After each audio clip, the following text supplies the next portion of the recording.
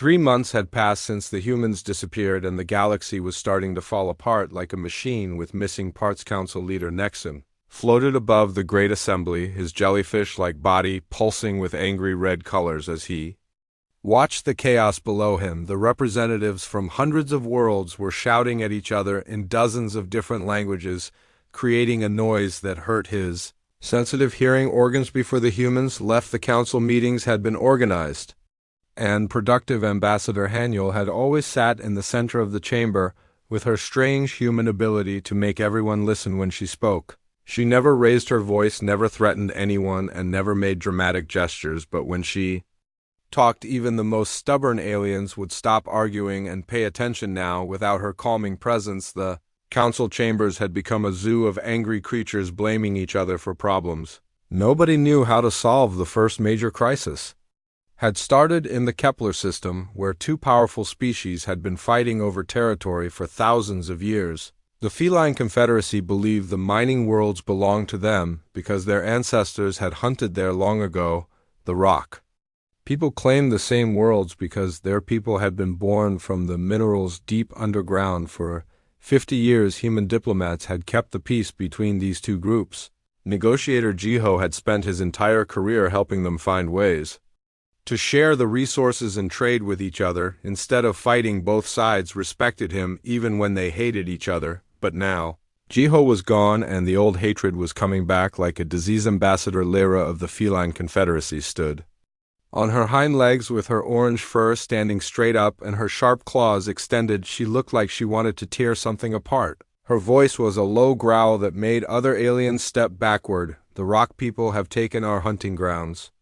She hissed, her tail lashed back and forth like a whip. They are mining the sacred mountains where our cubs learned to hunt for 1,000 generations. We will not allow this insult to continue. The rock people spokesman was a massive creature named Granite, who looked exactly like a boulder. With eyes he rolled forward on hidden wheels, making the floor shake under his enormous weight. His voice sounded like an earthquake. The mining rights were always ours, he rumbled. The humans made a sign.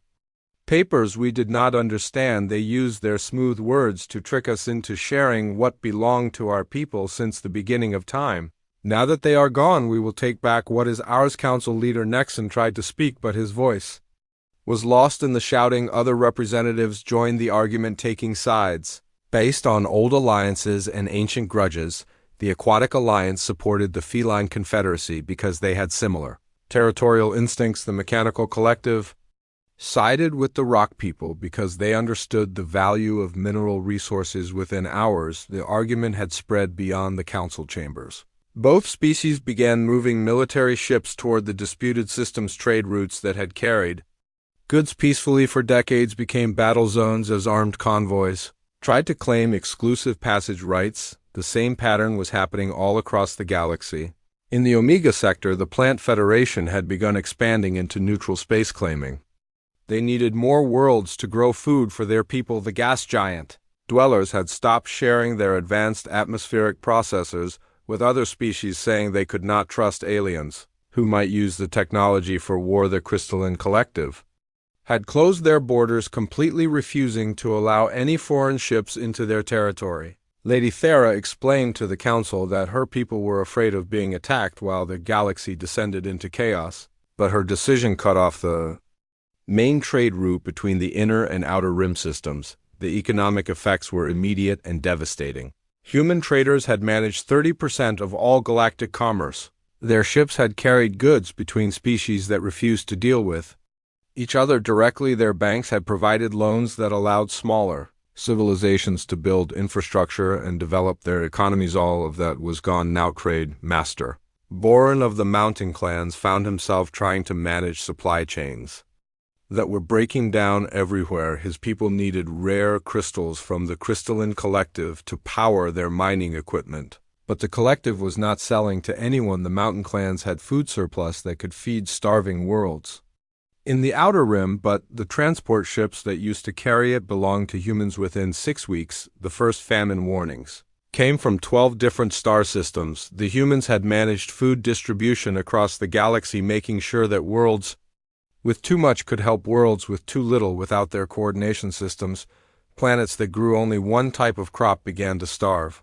while planets with food surpluses had no way to share. The insectoid hive was facing a crisis that threatened their entire species. Commander Zix stood before the council with his usually calm demeanor cracking like broken glass. His people reproduced in massive swarms every few years, but they needed specific nutrients that only came from plants grown on distant agricultural worlds. Our young are dying, he buzzed in his mechanical voice. The breeding season has begun, but we cannot get the food supplements our larvae need. The human agricultural coordinators used to arrange these shipments 2 years in advance. Now we have contacted 17 different species, and none of them will help us. Zara of the Science Collective was dealing with her own emergency. The galactic communication network that connected billions of beings across space was starting to fail. Human technicians had maintained the massive relay stations that boosted signals between star systems without regular maintenance. The network was developing dead zones where entire sectors lost contact with the rest of civilization. The psychological impact was almost worse than the practical problems. Humans had been the galaxy's entertainers, providing movies, music, books, and games that billions of aliens enjoyed. Their creativity had brought joy and wonder to species that had never experienced such things. Now the entertainment networks were silent, leaving a cultural emptiness that felt like losing a sense. Captain Rex of the military command was watching his forces stretch beyond breaking point. His ships had been designed to maintain order in a peaceful galaxy, not fight multiple wars at the same time. The humans had been the peacekeepers, preventing conflicts before they started. Their early warning systems had detected problems while they were still small enough to solve. Now Rex was always responding to crises that had already exploded into violence. By the time his forces arrived at trouble spots, the fighting had usually spread to involve multiple species and dozens of worlds. His soldiers were exhausted. His ships needed repairs he could not get, and his supply lines were breaking down. The most frightening thing was how fast everything was falling apart. The galaxy had seemed so stable, so advanced, and so civilized, but that stability had depended on humans working quietly in the background, like the foundation of a building that nobody notices until it crumbles. Species that had been allies for centuries were becoming enemies over disputes that seemed trivial. Worlds that had traded peacefully for generations were imposing tariffs and restrictions that made commerce impossible. Technologies that had been shared freely were suddenly classified as state secrets. Council leader Nexon called emergency session after emergency session, but the meetings accomplished nothing without human mediators to guide discussions toward solutions. The representatives just argued in circles. Each species blamed others for the growing chaos, but nobody had ideas for fixing the problems.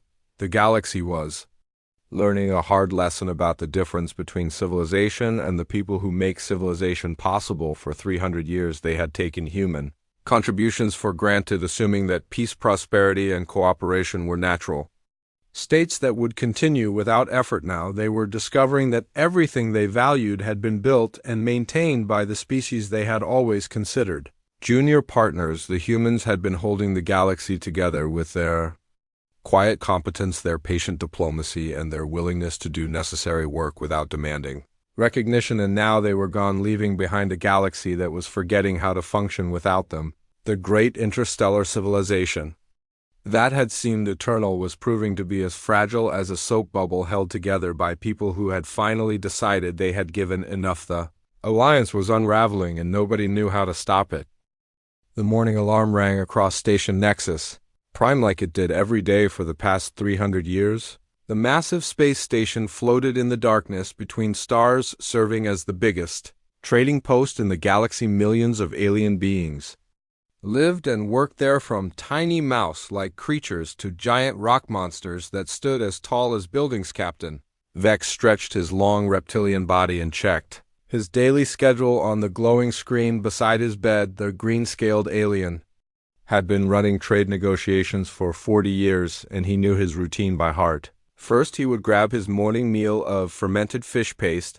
Then he would meet with Deho, the human negotiator, to discuss mining rights in the outer rim system. Staho was always exactly on time. The human had this strange habit of showing up 3 minutes early to every meeting and sitting quietly until Vex was ready to begin. It annoyed Vex, sometimes because humans were supposed to be the disorganized ones. According to all the stories other aliens told, but Daeho never missed a meeting, never showed up late, and never forgot a single detail from their conversations. Vex slithered through the corridors of the station, watching the usual morning chaos. Insectoid workers buzzed overhead carrying cargo containers twice their size, while crystalline beings rolled past like living gemstones, their bodies chiming musical notes as they moved. The air smelled like a mixture of exotic spices, engine fuel, and the ozone from 1,000 different atmospheric processes. The trading district was already busy with merchants setting up their stalls and displaying goods from across the galaxy. Vex passed a group of blue-skinned amphibians selling water from their homeworld, and a family of rock people offering rare minerals that took centuries to form in their deep caves. Everything seemed normal. Everything seemed exactly like every other day, but when Vex reached the human diplomatic section, something felt wrong. The hallway was too quiet. Usually, he could hear the sounds of human activity from 3 corridors away. They played their strange music and talked loudly in their quick chattering language, and their coffee machines made that horrible grinding noise that somehow smelled amazing. Today there was nothing, no sounds, no smells, no signs of life at all. Vex pressed the door chime outside Daeho's office and waited. The little light beside the entrance stayed red, meaning nobody was inside. He pressed it again, thinking maybe the human was in the bathroom or taking one of those quick naps they seem to need so often. Still nothing. A cold feeling started growing in Vex's stomach. He had dealt with humans for 15 years, and he knew their patterns. They were creatures of habit, even more than his own reptilian people. Daeho would never miss a meeting without sending a message first. Vex used his security codes to open the door to the human diplomatic wing. The lights came on automatically, showing him a sight that made his scales stand on end. Everything was perfect. Too perfect. The furniture was arranged exactly right. Every document was filed in neat stacks, and every computer terminal was shut down properly. It looked like a museum display rather than a working office. He moved through the rooms, calling out names: Daeho, Hanyo, Jiho, Yona, Minho. All the humans he had worked with over the years, none of them answered. His voice echoed in the empty hallways, sounding small and worried. The personal quarters were the same way, beds made perfectly with military precision, personal belongings arranged neatly on shelves and desks, books stacked in exact order, and clothes folded with geometric precision. It was like the humans had prepared for an inspection, then simply vanished into thin air. Vex rushed to the communication center in the human section, hoping to find some message or explanation. The main computer was running, but when he accessed the message logs, he found nothing. No outgoing transmissions in the past 12 hours, no emergency signals, no distress calls, no goodbye messages, nothing at all. His clawed hands shaking, Vex activated the station-wide communication system. Captain Vex. To Security Chief Zara, please report to Human Diplomatic Section immediately. This is priority 1 within minutes. Security Chief Zara arrived with a team of her best investigators. The crystalline being moved with sharp clicking sounds, her gem-like body reflecting the corridor lights in rainbow patterns. Her voice rang like wind chimes when she spoke. What is the nature of the emergency, Captain? They are gone, Vex said, his voice barely above a whisper.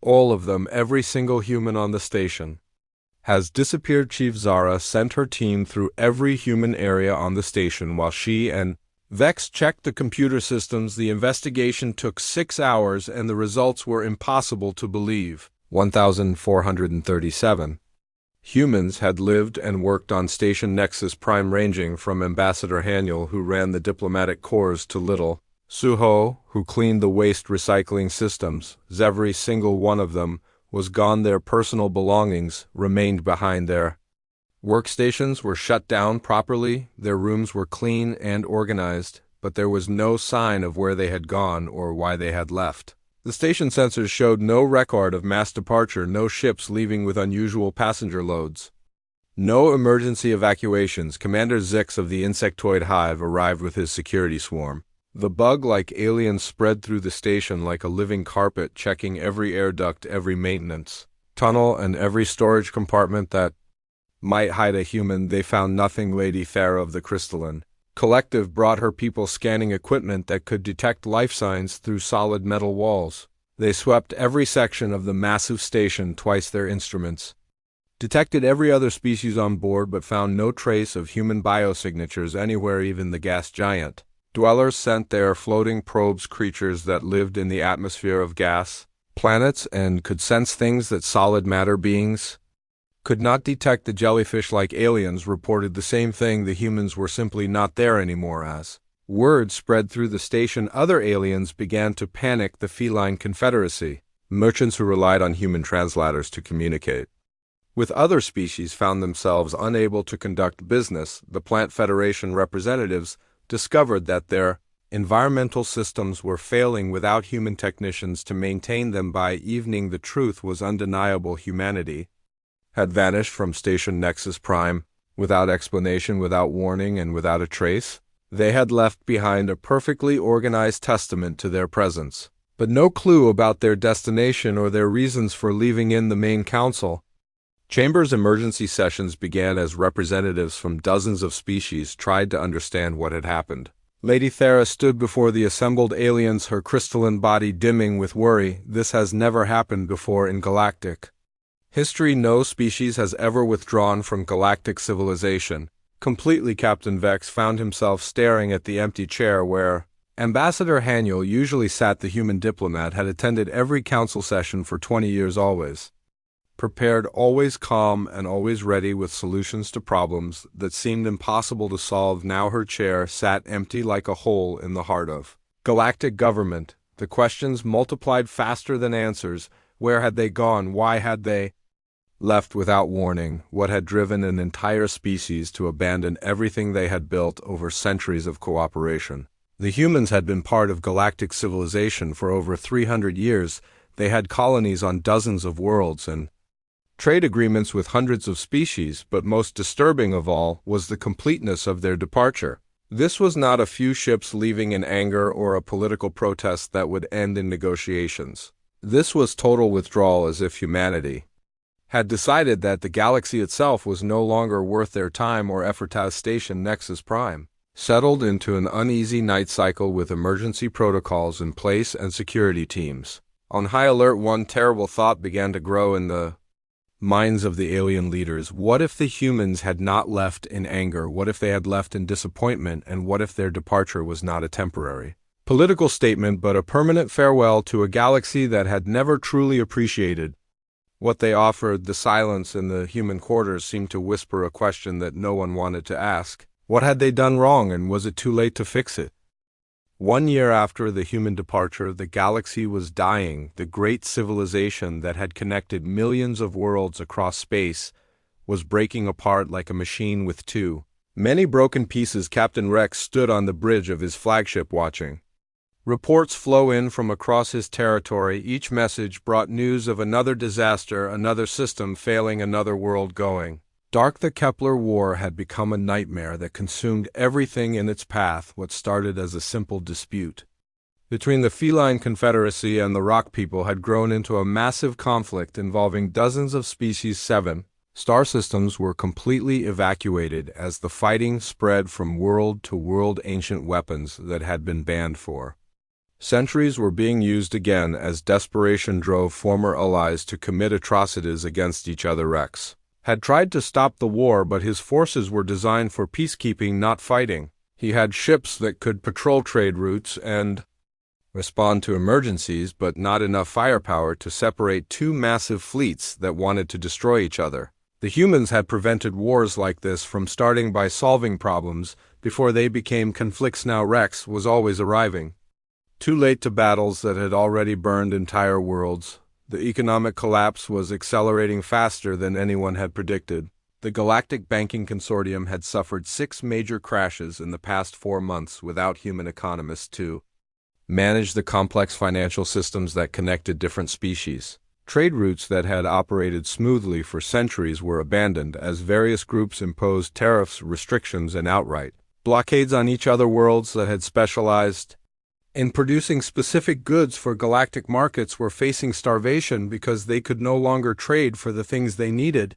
The planet Vigara grew food for 50 different systems, but its people were starving because they could not get the medical supplies they needed to treat a plague that was spreading through their agricultural zones. Dar Zara tried to coordinate relief efforts, but every solution required cooperation between species that were no longer speaking to each other. The crystalline collective had medicines that could cure the Vigaran plague, but they would only trade with the mountain clans who had the rare metals the collective needed. But the mountain clans were fighting with the Aquatic Alliance over shipping rights, so no one would transport the medicines even if a deal could be made.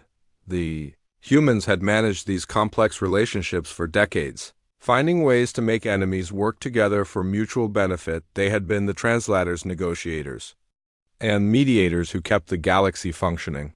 Now every minor dispute escalated into major conflict because no one knew how to compromise.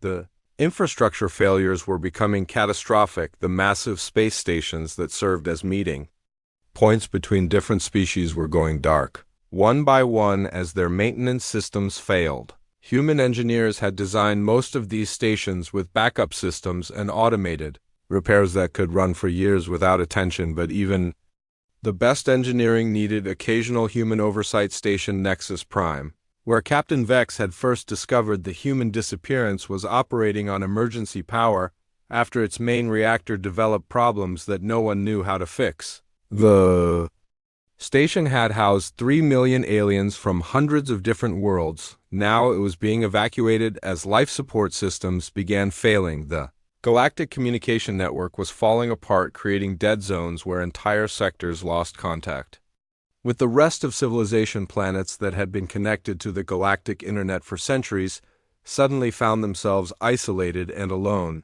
Species that had never developed their own long-range communication systems were cut off from their colonies and trade partners. Captain Rex received a desperate message from the Outer Rim territories, where 47 worlds had lost all contact with galactic civilization. A solar flare had damaged the main communication relay, and no one knew how to repair it. The planets were reverting to primitive radio signals that could barely reach their neighboring systems. Food riots were breaking out on dozens of worlds as the distribution systems that had fed billions of people completely collapsed.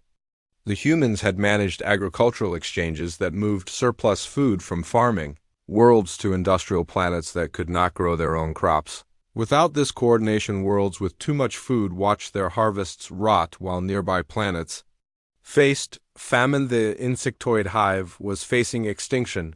Commander Zix had been forced to make an impossible choice between saving his people's current generation or ensuring their future. The nutrients needed for their larvae to survive could only be obtained from specific plants that grew on agricultural worlds now cut off by the various wars and blockades. We will all die within 2 breeding cycles, Zix reported to what remained of the council. His usually calm mechanical voice carried undertones of despair that his species had never expressed before. Our young are already starving, and we cannot reach the worlds that grow the plants we need. The psychological impact was devastating. Entire civilizations. Humans had provided most of the galaxy's entertainment. Their movies, music, books, and games had brought joy to billions of aliens. Now the cultural networks were silent, leaving species that had never developed their own creative traditions with nothing to occupy their minds. During the crisis, some species were reverting to primitive behaviors they had abandoned centuries ago. The feline confederacy was organizing into hunting packs. Like their pre-civilization ancestors, the rock people were returning to their mountain caves and refusing to interact with other species at all. The Plant Federation had stopped communicating entirely, pulling their consciousness back into collective meditative states that excluded the outside World Council leader Nexon, called emergency sessions. But fewer representatives showed up each time. The great assembly hall that had once hosted delegates from hundreds of worlds now echoed with the voices of perhaps 20 species. The others had either withdrawn from galactic civilization completely, or were too busy dealing with local disasters to attend meetings. The few remaining council members could only watch helplessly as everything they had built crumbled around them. They had no solutions to offer because they had never learned how to solve problems without human help. Their ancestors had created galactic civilization, but the humans had been running it for so long that no one remembered how the original systems worked. Ambassador Lyra of the Feline Confederacy stood before the nearly empty council chamber, her orange fur dull and patchy from stress. Her people were dying in a war they could not win against enemies they had once called friends. The mining worlds they had fought to claim were now worthless because there was no longer a galactic economy to sell the minerals to. Have lost everything, she said, her voice barely above a whisper. We fought for territory that means nothing. We destroyed relationships that kept us safe, and we threw away the only people who knew how to keep peace between us. Trade Master Boren had similar news from his territory. The mountain clans were facing the worst famine in their recorded history. Because they had specialized in mining and manufacturing for thousands of years, their world could not grow enough food to feed their population, and all the agricultural worlds were either at war or cut off by failed transportation systems. The humans managed our food imports for decades, he reported to the council. We never learned how to negotiate with the farming worlds because Minho and his team handled all the agricultural agreements. Now the farming worlds will not even answer our communications because they think we supported their enemies in some conflict. We do not even understand. The reports continued, each one worse than the last. Entire sectors of the galaxy had gone dark as civilizations collapsed into chaos. Species that had been spacefaring for millennia were losing the ability to maintain their technology without human engineers to keep the systems running.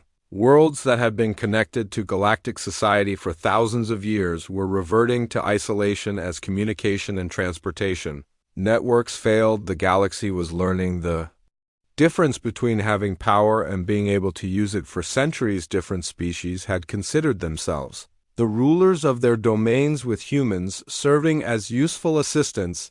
Now they were discovering that the humans had been the ones actually running everything while letting others believe they were in charge. It was like discovering that the foundation of your house had been supporting the entire structure, while you thought the decorative columns were holding everything up. The decorative columns looked impressive, but when the foundation left, the whole building collapsed. Captain Rex stood in his command center, surrounded by reports of disasters. He could not solve crises he could not manage, and problems he did not know how to approach. The military leader who had once commanded fleets across the galaxy now struggled to maintain order in a single sector. The humans had been protecting us from ourselves, he said to his empty bridge. We thought we were sophisticated, but we were just children playing with toys while the adults made sure we did not hurt ourselves. Now the adults are gone and we are discovering how dangerous our toys really are. The price of pride was becoming clear. The galaxy had rejected the humans because they seemed too young, too different, and too willing to challenge established ways of doing things. But the humans had been offering partnership while everyone else. 18 months after the humans vanished, Council Leader Nexon made a decision that would have been unthinkable before the collapse. For the first time in galactic history, the Council would actively seek out a species they had driven away and beg them to return. The proud leaders who had once considered themselves the masters of civilization were about to become supplicants, asking for help from the people they had treated as servants.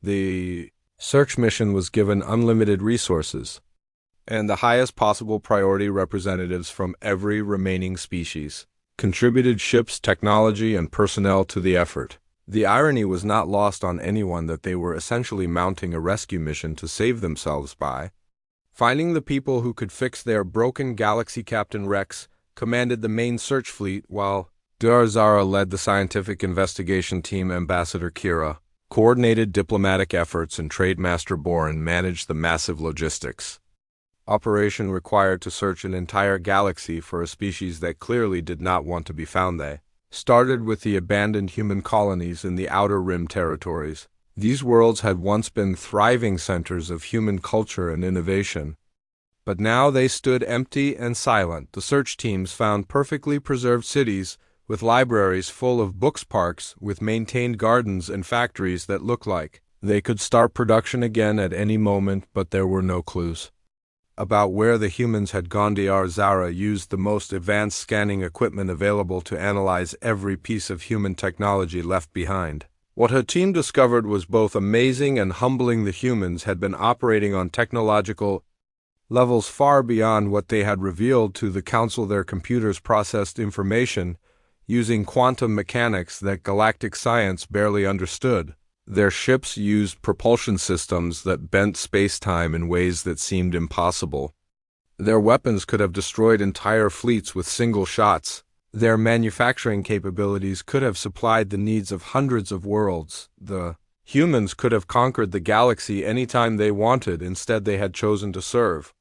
Its ambassador Kira dove into historical records searching for patterns in human behavior that might predict where they had gone. She found that throughout their history, humans had a consistent response to persecution or limitation. They did not fight back with violence. Instead, they moved toward the edges of known space, seeking new frontiers where they could build something better. Every time humans faced restrictions or hostility, they responded with exodus. The early human colonies had been founded by groups fleeing various forms of oppression on their homeworld. When those colonies became crowded or restrictive, new groups would push further out into unexplored space. It was a species that chose freedom over conflict, expansion over confrontation, and hope over revenge. The search fleets ventured further into uncharted space than any galactic expedition in recorded history. They followed faint energy signatures, investigated unexplored star systems, and chased rumors from the most distant trading posts. Some of the expeditions traveled for months into regions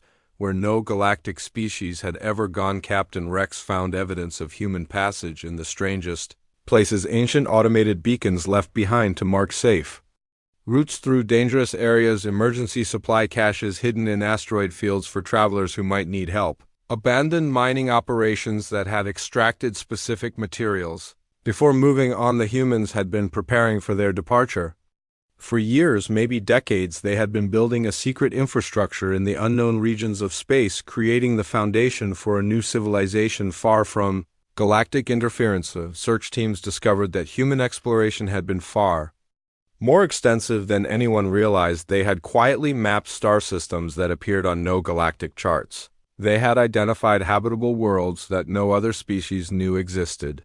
They had been planning their own expansion into the great unknown, while still serving their role in galactic society. Trademaster Boran coordinated supply lines that stretched across impossible distances to keep the search fleets operational. The logistics were a nightmare, requiring cooperation between species that had been enemies for months, but the shared desperation created temporary alliances as everyone realized they needed to work together to have any chance of finding humanity. Meanwhile, the galaxy continued its collapse behind them. The Kepler war had finally ended, not in victory but in mutual extinction, with entire species wiping each other out over resources that no longer mattered. The communication networks had failed completely, leaving vast regions of space cut off from any contact with other worlds. Famine had become pandemic as agricultural worlds could no longer coordinate their harvests with the industrial planets that needed food. The great trade routes that had connected thousands of worlds were now dangerous passages where pirates and desperate refugees fought over the last remaining supplies. Some species had given up entirely and withdrawn into hibernation or meditation, waiting for either rescue or extinction. The crystalline collective had gone completely dark, their entire civilization pulling back into their home systems and refusing all contact with the outside galaxy. The Plant Federation had stopped all technological activity and returned to their original forest worlds. The search continued. For 8 months with no success, the humans had vanished as completely as if they had never existed. The galaxy was vast and they had a significant head start. The search fleets found evidence of their passage, but always months or years old, never fresh enough to indicate current location. Dr. Zara began to consider a terrible possibility. What if the humans had found a way to leave the galaxy entirely? Their technology was advanced enough that they might have developed faster than light travel, methods that could take them to other galaxies beyond the reach of any pursuit. The thought was terrifying because it would mean the humans had not just withdrawn from galactic civilization, they had abandoned this entire region of space. The galaxy would be left to die while humanity built something new and better in a place where no one could follow them. Captain Rex was facing the limits of his resources. The search fleets needed supplies and maintenance, but the support infrastructure was collapsing as the galaxy fell apart behind them. Several ships had already been forced to return home as their crews faced emergencies in their home systems. The psychological impact on the search teams was severe. They were seeing daily evidence of how advanced and capable humanity had been while their own civilization crumbled from the loss of human support. Every abandoned human facility was a reminder of what they had thrown away. Every piece of human technology was proof of opportunities they had wasted. Ambassador Kira found herself reading human literature in the empty libraries left behind. The books revealed a species with incredible depth of thought and feeling. Humans wrote about concepts that other species had never considered. Love that transcended physical attraction, honor that required personal sacrifice, hope that survived impossible odds. Their art showed beauty in things that other species considered mundane. Their music expressed emotions that had no names in other languages. Their stories told of individuals who changed the course of history through simple acts of kindness or courage. The humans had been trying to share all of this with the galaxy, but instead of embracing human culture, the other species had dismissed it as primitive or irrelevant. They had been offered a chance to learn from a species that had developed wisdom along with technology, and they had rejected it. The search teams were beginning to understand that they were not just looking for people who could fix their broken systems. They were searching for a species that had offered them a chance to become something better than they were. A species that had tried to teach them that true strength came from lifting others up rather than keeping them down. Trade Master Born received a message that made his blood run cold. Several more species had collapsed completely in the months since the search began. The galaxy was not just failing, it was dying, and the rate of collapse was accelerating. They were running out of time. If they could not find the humans soon, there might not be a galaxy left to save. But even worse was the growing suspicion that the humans might not want to be found. They had left without a word and had covered their tracks with incredible skill. Maybe they had finally decided that the galaxy was beyond redemption. Maybe they had concluded that some things were not worth saving. The search continued, but hope was fading with each empty system. They explored the galaxy, had driven away its salvation, and now faced the possibility that salvation might choose to stay away forever. The price of pride was becoming clear, and it might be more than anyone could afford to pay. 6 months after the humans vanished, Ambassador Kira of the Amphibian Republic sat alone in her private chambers, staring at a holographic recording she had watched dozens of times. The image showed the last major council debate before humanity disappeared, a heated argument about resource allocation in the Omega sector that had lasted for 3 days. The recording ambassador Hanuel stood calmly at the human podium, presenting a detailed plan that would have solved the dispute. The human woman spoke in her usual quiet voice, explaining how different species could share the contested resources in ways that would benefit everyone. Her proposal included mining schedules that avoided disrupting local ecosystems, trade agreements that gave each species what they needed most, and defense protocols that would protect everyone from pirates and raiders. It was brilliant, absolutely brilliant, but Kira remembered what happened next. The recording showed her own younger self standing up to dismiss the human proposal with a wave of her webbed hand. They are too new to understand these complexities, Kira had said, her voice dripping with condescension. The humans have only been part of our alliance for 3 centuries. They do not grasp the deep historical connections between our peoples. Other council members had nodded in agreement. Species that had been part of galactic civilization for thousands of years were not going to take advice from newcomers, even if those newcomers had consistently good ideas. Now, as war raged in that same Omega sector with 3 different species fighting over resources that could have been shared peacefully, Kira's words felt like poison in her memory. The humans had tried to help, and she had slapped them down simply because they were young. The pattern was everywhere once you started looking for a trade master. Boren reviewed his old reports and found dozens of examples of human efficiency experts identifying waste and corruption in galactic departments. The humans had suggested reforms that could have saved trillions of credits annually. Their recommendations were always detailed, practical, and proven to work on other projects, but Boren had rejected every single suggestion. The humans are overstepping their bounds, he had written in one memo. They should focus on their own responsibilities instead of trying to tell established departments how to operate. Now, with the galactic economy in collapse and the council budget Completely out of control, Boren realized the humans had been trying to prevent exactly the crisis they were facing. They had seen the problems coming and offered solutions. But pride had made him blind to their wisdom. Dr. Zara of the Science Collective was having the hardest time of all. The crystalline being had spent decades criticizing human research methods, claiming their approach was too chaotic and undisciplined. Human scientists like Yona and Minho would work on multiple projects at once, jumping between different fields and combining ideas in ways that seemed random. Zara had publicly questioned their papers, demanding they follow more rigorous protocols and stick to established procedures. She had accused them of taking shortcuts and producing unreliable results. The other council scientists had supported her, believing that proper science required strict discipline and careful methodology, but now, as she reviewed the human research archives, Zara had to admit their results were consistently groundbreaking. The humans had solved problems that had puzzled galactic scientists for centuries. Their chaotic methods had produced breakthrough after breakthrough, while the traditional approaches had made little progress worse.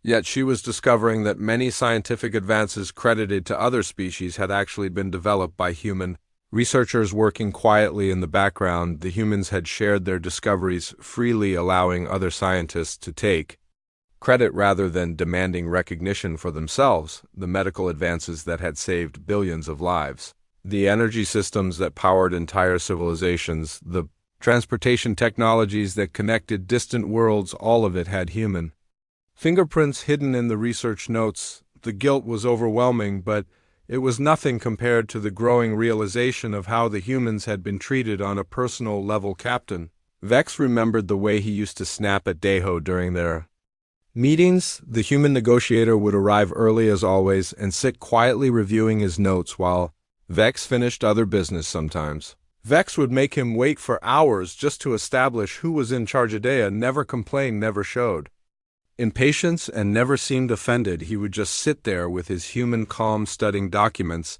and preparing for their discussion. When they finally met, he was always ready with solutions to problems Vex had not even realized existed. Looking back, Vex could see that Deho had been managing him as carefully as he managed trade disputes.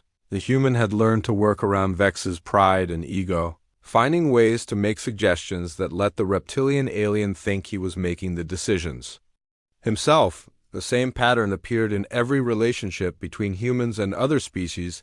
The humans had become experts at managing alien psychology. They knew exactly how to present ideas so that proud species would accept them. They had learned to give others credit for successes while quietly preventing disasters. Ambassador Lyra of the Feline Confederacy realized that human diplomat Sumin had been protecting her from her own aggressive instincts for years. The cat-like alien was naturally territorial and confrontational, traits that had served her species well in the wild but caused problems in civilized societies. Amin had never directly told Lyra to calm down or moderate her behavior. Instead, the human would arrange meetings at times when Lyra was naturally more relaxed. She would structure agendas to discuss difficult topics. After Lyra had achieved some minor victories that put her in a good mood, she would even adjust the temperature and lighting in meeting rooms to make the feline alien more comfortable. Lyra had thought she was just naturally getting better at diplomacy, but now she realized that Sumin had been quietly managing every aspect of their interactions to bring out the best in her personality while minimizing her worst impulses. The humans had done this for everyone. Every species had been guided, supported, and protected by human partners who understood their psychology better than they understood themselves. The galaxy had been full of potential conflicts that never happened because humans had prevented them, disasters that never occurred because humans had prepared for them, and problems that never developed because humans had solved them early. But instead of gratitude, the humans had received constant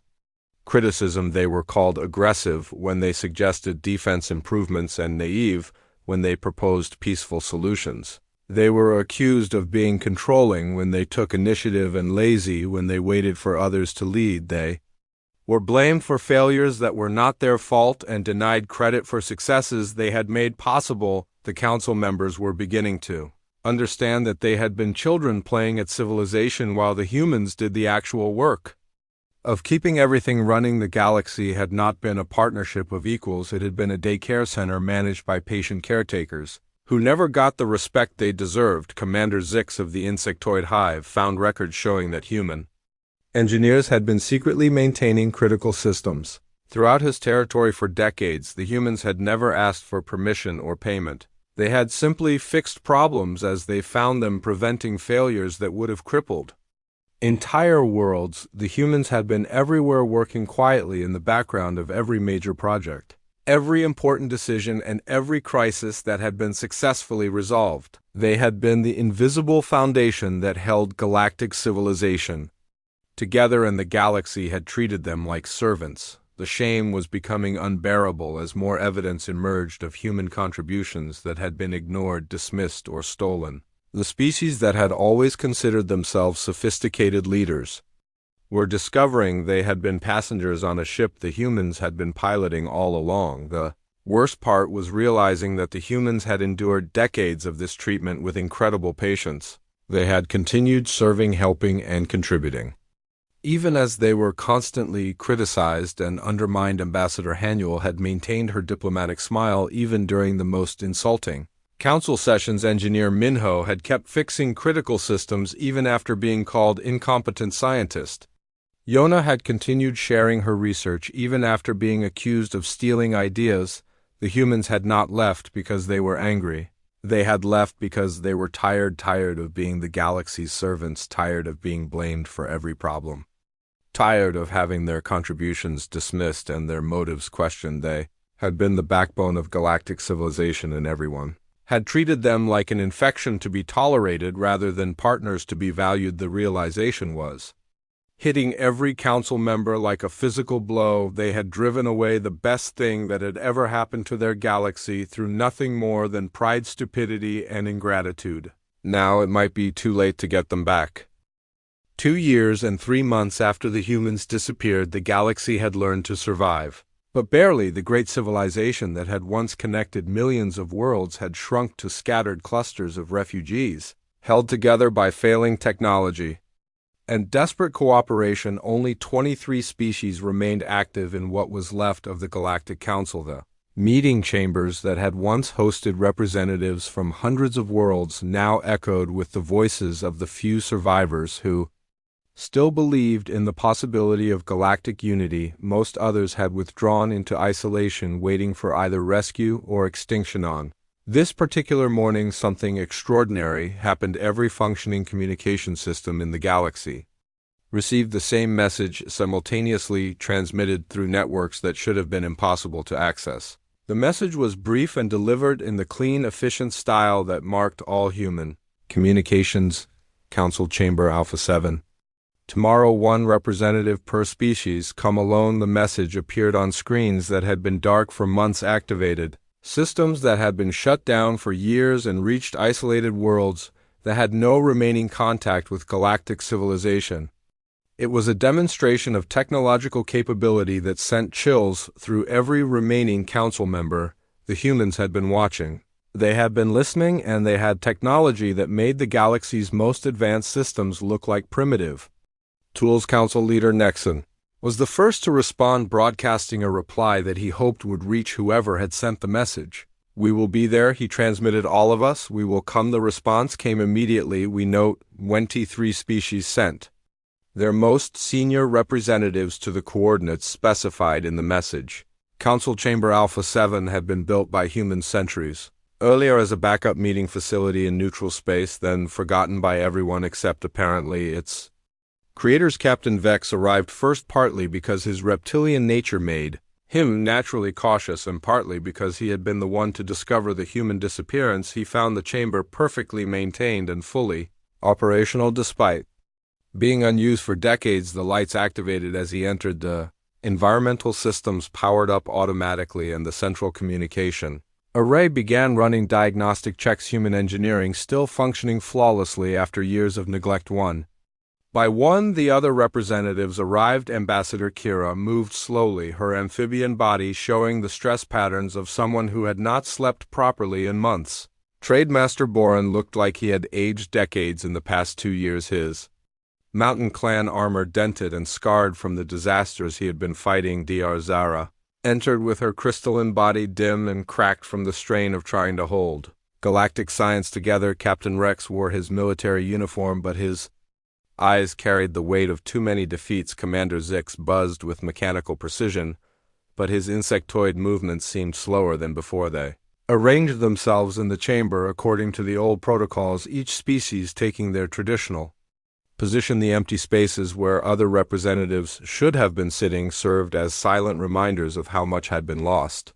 They waited in nervous silence as the appointed time approached. Then, exactly when the message had specified, Ambassador Haniel walked through the main doorway. She looked exactly the same as she